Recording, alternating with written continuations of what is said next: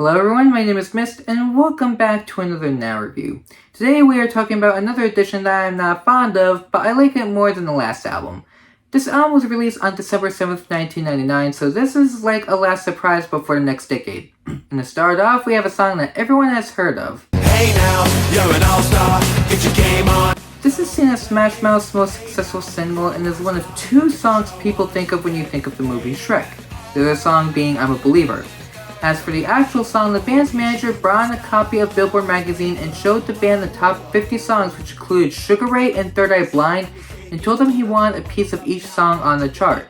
That was the main background for this, and another song we will talk about next episode. He even considered what he had read in his fan mail and wrote an anthem for them, and even included melancholy lyrics in the upbeat instrumentation. As for my thoughts, I see why people like the song, but the amount of times people use it for various memes made it get old really quick. I don't mind songs being overplayed, but I would be lying if I said that it makes me like the song. Other than that, it's still a good song, and sticking with rock music, we have American woman. First of all, yes, it is a cover as it was originally sung by the Guess Who, but to me, being a cover doesn't generally mean it's a bad song. Because of that, I will treat cover songs the same as original songs. So Lenny Kravitz covered the song for the film Austin Powers' The Spy Who Shagged Me. This version is slower and softer than the original, and the guitar solo was left out because Kravitz couldn't get the sound and tone, which is understandable as it's generally hard to recreate iconic things in media. As for my feelings, I like this one than the original. I believe part of it is because I have a hard time liking a Guess Who song, and I like quite a bit of songs from Lenny Kravitz, so some of it has to do with who the artists are. Another reason has to do with how Kravitz's version sounds. In the end, I just like the cover more. And now we are steering into punk music with This song was originally written by mistake. The song was created by Mark Hoppus trying and failing to play Jar by Green Day on guitar, and the song was written from that failure. This song was originally meant to be a vulgar joke song, but Hoppus felt it had real potential to be a single. This song has the same material as a lot of their other songs, which is based on maturity and their lack of it, and Hoppus said that the song's central theme resonated with him as he spent his 20s acting like a jackass teenager. As for my feelings, this song grew on me. I like other songs that they have done around this time, but this one I had to listen to a lot to enjoy it. I feel like everyone has a kid side in them no matter what age someone is, and to me, this song is a reflection of that. Punk is a genre I don't generally enjoy, but Blink-182 is one of the bands I like from this genre, and this song is one of the reasons why. Now on to a song I enjoyed from the start. This song was released worldwide during a Latin pop crossover phase that was starred by Ricky Martin's Livin' La Vida Loca and Santana and Rob Thomas' Smooth, which are both excellent songs. Bailamos wasn't a success overnight though. In fact, it wasn't even released worldwide at first. Will Smith was the one who helped it gain success because after attending a concert, Smith asked Iglesias to contribute to the soundtrack of his upcoming movie Wild Wild West, and Bailamos was chosen. This song instantly became a success and was the most requested song at various radio stations. If you don't know what Bailamos means in English, it means we dance, and this song is definitely a song to dance to. This song was also produced by the same people who produced Cher's Believe. My thoughts have always been liking this song, and Enrique Iglesias has always been a great artist in my opinion. But if we are going to an artist that people who are not like me enjoy more, Sometimes I I have a feeling this was meant to be recorded by someone else because the lyrics you hear in the song were not the original lyrics.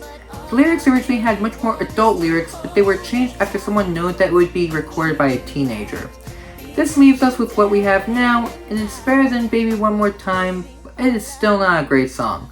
I don't generally like Spears' music, so it's hard for me to get into her stuff, but I do like how this is a slower song and doesn't seem like a generic pop song. I don't know why, but I just find it hard to talk about the song. So let's just get into an artist I do like the music of. but my love is all I had. There isn't much background I could find, but I could find that for their second album, they collaborated with the hip-hop group Full Force, who also produced the last two songs I discussed from them. Howie Dorough was the lead for the song, and this song was his chance to step up to the plate and show who he is as a singer. I think this is a good song. Once again, it has that slower love song feel to it, but I think it works well for them. I have always loved their slower stuff, and there is stuff from them in the future that I will talk about, but on to another song I love. Last time I talked about Casey and JoJo, I said that while I like All My Life, it was not my favorite song from them. This is the song I was talking about. I couldn't find any background behind this song, so I will just jump straight into my thoughts. Admittedly, R&B is my least favorite genre as I have stated before, but this song doesn't prove that statement right as I love this song.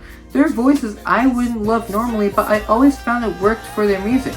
It's more upbeat than I would expect from the genre, but I don't see that as a bad thing. Now I could talk about the song all day, but unfortunately we have to move on. Why is it unfortunate? Well, it's because of this. I stated last episode that this artist annoys me, and this song is the leading example of why I said that. Like Praise You, this song has a lot of samples that would take too long to get through, so I won't get into that. Now, I hate having to listen to this, and the only good thing I can say about this is that they cut down the length for the album. However, if you are unfortunate enough to listen to the full song, it is just 7 minutes of the same lyrics over and over again. I cannot stand the song, and I would be happy never to listen to the song again. Now onto a track where a lot of people seem to hate the artist. I believe this is the first time I'm talking about a new metal song, which is a universally hated genre. As for the song, I was fine with it until I find the background on it.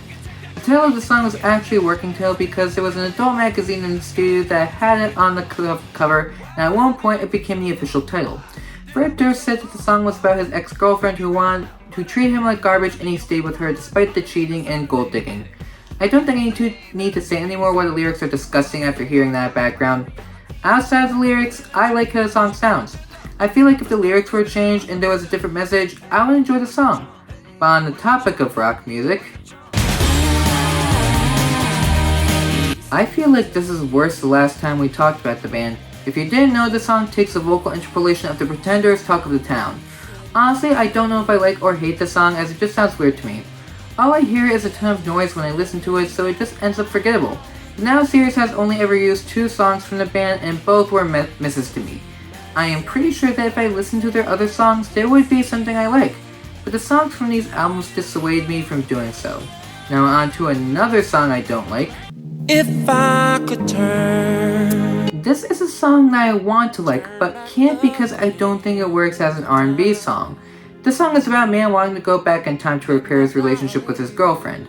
I like that message a lot, but I would find the song much better if it was in a different genre.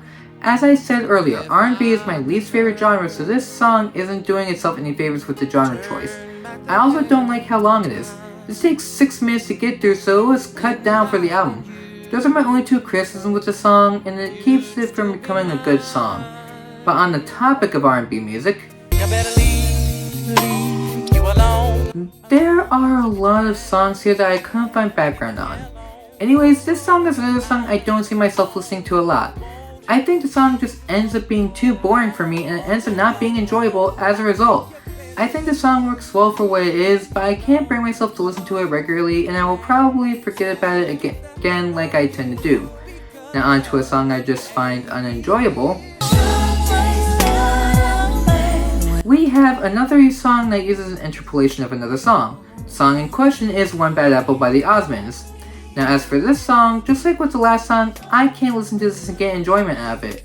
When I listen to the music, I want to enjoy the song I am listening to, and this doesn't accomplish that. I haven't heard any other songs from this artist, so I don't know if her other music is good, but this is not a good impression. And now on to another artist I have only heard one song from. She likes me for me.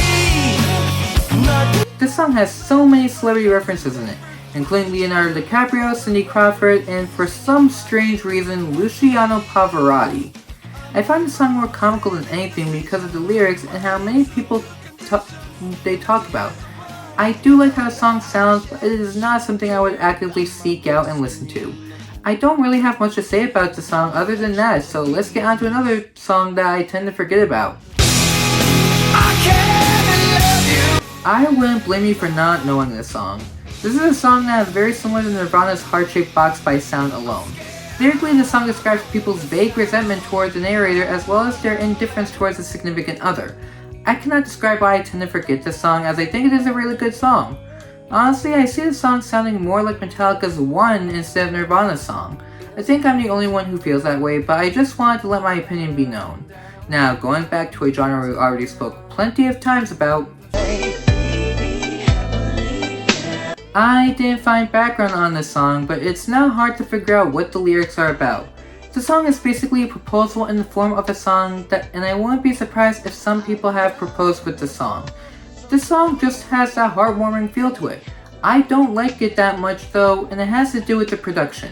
I feel like this would have fit more as a pop song instead of an R&B song, and that would have made it a better song to me. That is my only criticism with it, so it's not horrible. But speaking of pop love songs, this song is messy in a lyrical sense, but I do like how the production sounds. The song is about a man who is torn between two women, one being his wife and the other being his mistress. He chooses his wife over his mistress, and as he is saying goodbye, he has to hide his true feelings knowing that their love is real and being optimistic that they will meet each other again someday. I think after all that you would see why the lyrics are messy, but like I said, the production is really good. I don't know why, but I have always liked when boy bands do slow songs in this era of music. But if you want to see a non-pop song that I love, this is what you get if you want a rock song with a gospel influence. And to me, this is a really good song. Yes, it's short, but they also make the song sound nice.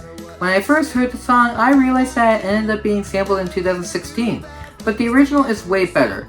I love how it has an almost acoustic feel to it as well. It's not as hard hitting as the way it was, but sometimes going softer is good too, and in this case, it's better.